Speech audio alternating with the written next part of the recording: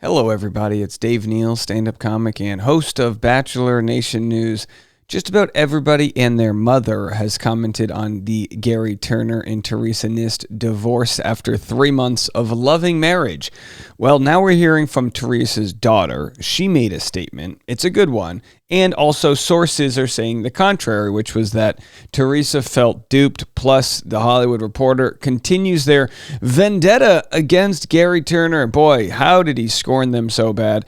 And also Tyler Cameron weighs in. So many topics to discuss here, all revolving around Gerry Turner, but we've all got a point of view and we're all going to share it. All right, so we'll get to this sort of scathing source who says the whole world was watching, she felt like she had to do it, blah, blah, blah, blah, blah. We'll go to that in a minute. But first, let's go to Golden Bachelor star Teresa's daughter says she will always think of Gerry Turner, kids as family. Here she is. Her name's Jen. She said, I had only the loveliest experiences being with Gerry and his family, and I will hold the days we were officially family in my heart forever, and will think of them as family always. Here's my biggest indicator of whether or not there was anything nefarious going on or Gerry's a bad guy. As I've said all along, I don't think that's the case whatsoever. I think he's somebody whose first time on a TV show didn't end in the relationship working out, which it's like, hello, there are plenty of young 20 to 30 something people who are way more media savvy that weren't able to make their relationship work. But the real indicator of it not being anything nefarious is, trust me when I say, who's more defensive of their parents than their kids? If there was something that went on that rubbed Teresa the wrong way, the daughters, the family are going to know, they're going to speak out. And right now we just have one daughter saying, hey, we're going to think of Gerry as the dad that was for that brief time in the early days of 2024. And that's where I stand on that until any further indication of any public dissent from those beliefs. I have to think that, hey, it just didn't work out.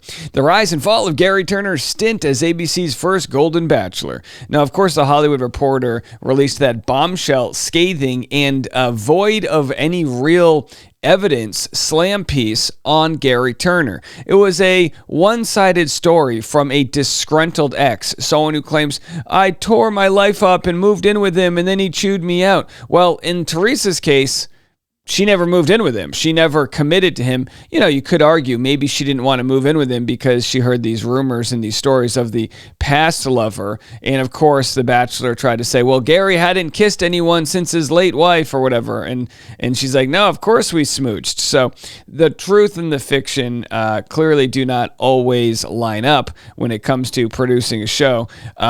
But here they are, just kind of like passive aggressive. Their union lasted only 100 days, the shortest ever marriage across more than 20 years of The Bachelor, Bachelorette, and its many spinoffs. So what led to the septuagenarians who reinvigorated both franchise ratings and overall sentiment around the dating franchise calling it off?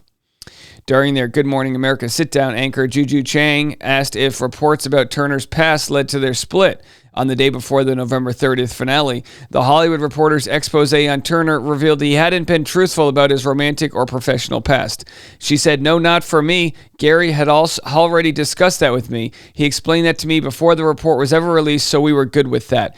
So my biggest beef with The Hollywood Reporter was that they clearly held on to the story to get maximum exposure. They had this story for months. They had it before the season even aired. They held on to the story, and because of that, I've lost a lot of respect for The Hollywood Reporter. And you might say, Dave, you respected The Hollywood Reporter? Yeah, The Hollywood Reporter, did good investigative journalism. But in this case, they dove into our world of smut journalism, and they waited until the day before. I mean, give our channel credit for anything. We don't wait. We fire out the content as it comes. It's hot, baby. And, but they waited till the exact moment when everyone loved Gerry, and then they dropped the hammer on him. It's like, I don't know, maybe The Hollywood Reporter doesn't like reality TV. I truthfully don't know. Anyway, so we've got Tyler Cameron. We're going to get into him. He says the Golden Bachelor divorce after the 3 months put a true stain on love. My guess is, before listening to the original source material, is that Tyler Cameron was being facetious. Let's have have a listen to what he said on the, I guess this is called, what is this show called? This is why I hate corporate media. Sirius XM is the YouTube channel, and I can't even figure out what the name of the show is. It's not even in the clip. How ridiculous is this? Corporate media sucks. Have a listen. And I did want to get your take, because there is some sort of Bachelor news, like with the Golden Bachelor, and our ladies were 8 seconds into this, it sounds terrible. Talking about it on the show. Hoda and Jenna were talking about it, and I'm just curious. What was their take? They were surprised that they didn't have that conversation about where earlier. You should live. Like, how could you not discuss where you're gonna live before you get married? Yeah. Right? My guess is they did discuss it. They left it open. They said, we'll try to figure it out. It's a new scenario they have never been a part of, so they didn't have a proper blueprint. That's my guess. It's not necessarily doesn't mean it's a healthy one, but how often do you meet someone from another part of the country on a dating reality show? Right? And so I'm just wondering, like, what did you make of all that? I have two theories. Well, two things to say about this. First of all, they have put a true stain on love in the Bachelor world. They did, right? Because they kind of fooled us. Yeah, I mean, it was the most did they wholesome. Fool us? They fooled us. 3 months. Yes. They make all my relationships seem very long. You know what I mean? Like, golly, I'm a dating expert compared to them. All right, so clearly they didn't pick up on his joke there. That's Tyler Cameron's very dry with his humor. Clearly he's joking. Leave a comment. Do you agree or disagree with me? Clearly my opinion is he's joking about them putting a true stain on love. The only stains in Bachelor Nation are from the divorces and breakups and people throwing cake at each other. There is no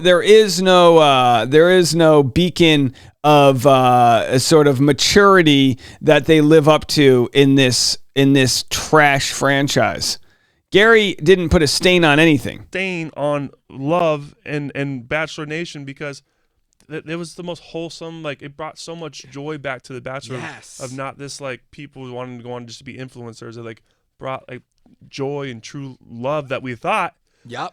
And then they just pulled the rug right out from under us. Said, nope, we don't want to live together, like live near each other. What's this sweater he's wearing? He's wearing like a fishnet sweater. I love Tyler Cameron, but what in the fishnet cardigan? What the? Are you catching? Are you catching fish? The tan lines must be strange. Either way, he's clearly got better style than I do. Tyler Cameron putting a stain on fashion. Okay, let's keep going. Crazy, but also my other theory is, my dad, he's old. He's old. He's set in his ways. Exactly. And he's That's single, the thing. And he Just try to interrupt him. can't find anyone that wants to deal with the stuff he does. And I'm like, well, I don't blame them, Dad. But he doesn't want to change much either. And I imagine Gerry and Teresa. Gerry. That's their names? Yeah. Gerry. Gerry and Teresa. Gerry. Don't want to change their ways. He doesn't want to leave Indiana where his family is, and she doesn't want to leave. I think she's New Jersey, I heard. Yeah, New Jersey, where she wants to live. Like, it's just two stubborn old people, and when you get older, you get more stubborn. There it is, folks. Breaking news. 2 stubborn old people. He's not wrong. But the term stubborn, I would say maybe it's just more like they're both deeply rooted. And maybe, look, I tried to move across the country once and I wasn't emotionally ready for it. And I moved back right away. I was like, oh my gosh, I just was not prepared for the toll it would take to be away from certain family members. I didn't realize that would be the case, but I learned that was the case when I sunk my way into that world. I was like, oh my gosh, I'm lonely. I miss this. Could it be on paper, Gerry and Teresa thought, hey, we could work this out? And then 3 months of trying, they go, oh, there's no way. So we're all Monday morning quarterbacking, which is a very common thing to do. What it means is on Monday you go, oh, I would have passed the ball to Gronk instead of Edelman. I would have done this. I would have done that. It's like, well, really? Easy to say in hindsight. Easy for us to say in hindsight what Gerry and Teresa would do. I know. I get it. This isn't interesting stuff I'm sharing. It's not super salacious. Let's go to Kate Casey from the podcast Reality Life with Kate Casey. Here's what she had to say about Gerry and Teresa. I got some scoop sent to me, and I will not reveal their identity, but the following was told to me, that their son's girlfriend is friends with Gary's youngest granddaughter. So we're getting a scoop from the granddaughter kind of generation. He is saying he wanted the divorce because she was too, quote unquote, uppity for him, and used the example of she wouldn't pump her own gas and hated where he lived. Okay. Everyone from the state of New Jersey knows you legally can't pump your own gas. Like you can't. Well, that is true, and I believe Washington might have just changed their law. There was 2 states where you can't pump your own gas. That is true. I think we can safely assume most people learn how to pump gas. Most people have, driven to New York State, and you got to go, unleaded, what, 87 or 89? I don't know. You ask somebody, how do you do this? And then you get a little gas on you. Hey, not to be presumptuous, but ever since I bought an electric vehicle, I essentially have a power cord as my gas station, and my hands have never been cleaner. All right, but either way, could it be that the gasoline pump was the thing that broke the camel's back? Someone pumps the gas for you. So that's kind of stupid. And also, maybe she went to visit you in the middle of nowhere and she was like, there are no gas stations. And if there is one, I have to pump my own gas. I could stay in New Jersey with my job, my family that lives down the street. I live close to New York City. I can take the ferry in and I have a great night at a great restaurant and go to a Broadway show. And if I live with you, I'm in the house that you built with your wife.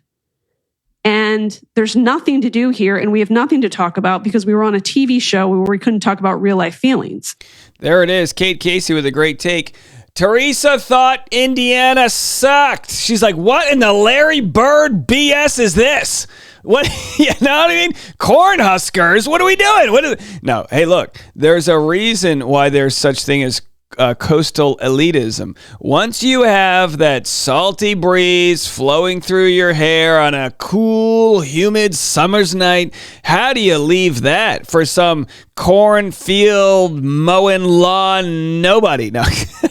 Okay, don't get mad at me from people from the Midwest here. Don't raise your arms on me. But look, New Jersey's one of the greatest states to live in. Don't take my word for it. It's just traditionally considered one of the better states to live in and one of the happier groups of people live there. Sure, we've got like the mob and Jersey girls are like trash, except trash gets picked up. I didn't make the joke. It's already out there. But the idea being is that many reviews of living will show that Jersey's a great place to live.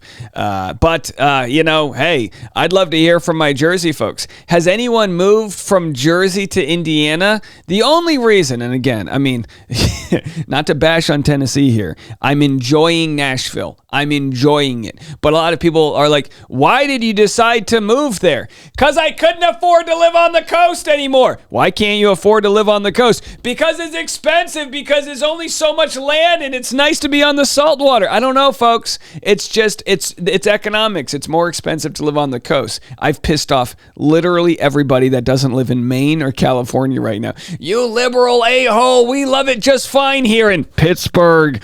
But look, maybe Teresa just loves the Jersey Shore. Maybe she's over there. She doesn't want to give up her gym, tan, laundry. Who knows? All right, last real quick clip.